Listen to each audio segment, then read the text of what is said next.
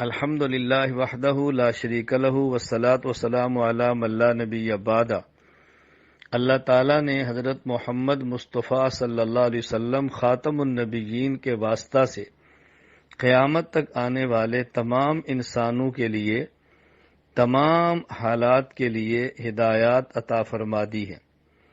اس وقت corona virus جو ایک بین الاقوامی مرض اور وبا کے طور پر سامنے آئی ہے، اس کو ختم کرنے کے لیے کئی ایک ممالک میں مسلمانوں نے اجتماعی طور پر اذانیں دینا شروع کی ہیں۔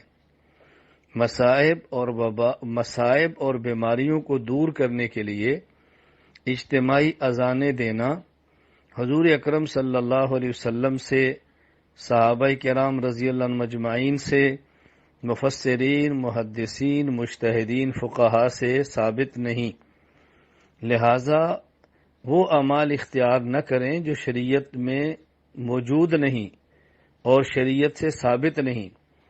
ایسے موقع پر توبہ کرنا، استغفار کرنا، صدقات کا اہتمام کرنا، احتیاطی تدابیر اختیار کرنا، یہ باتیں ثابت ہیں اور اس کا اہتمام کرنا چاہیے۔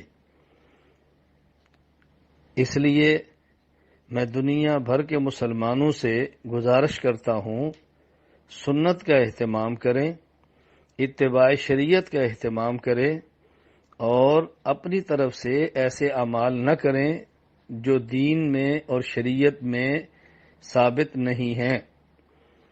اس سے امراض بڑھتی ہیں، کم نہیں ہوتی، وبائیں پھیلتی ہیں، ختم نہیں ہوتی۔ اللہ تعالیٰ مجھے اور آپ سب کو سنت کے مطابق اپنی زندگی گزارنے کی توفیق عطا فرمائے۔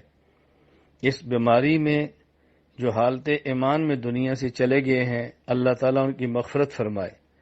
جو بیماری کے اندر مبتلا ہیں، اللہ تعالیٰ ان کو صحت عطا فرمائے، اور جو اس بیماری سے محفوظ ہیں، اللہ تعالیٰ ان کو محفوظ ہی رکھے، بیماری ان کے قریب بھی نہ آئے۔ وآخر دعوانا ان الحمد للہ رب العالمین۔